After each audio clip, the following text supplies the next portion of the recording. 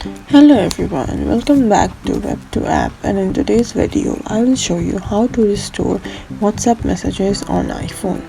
First of all, open your WhatsApp. Once in your profile, scroll down till you see chats. Scroll down and click on chat backup. Make sure your backup is on and your backup happens from time to time. Now uninstall and reinstall WhatsApp from the App Store. Open WhatsApp on your phone. Now enter and verify your number. If you do not have access to WhatsApp on your other phone, you can click on didn't receive a verification code and try using the methods above. Once verification is complete, click on restore your chat. Now it will restore your chat and WhatsApp will reactivate your account automatically.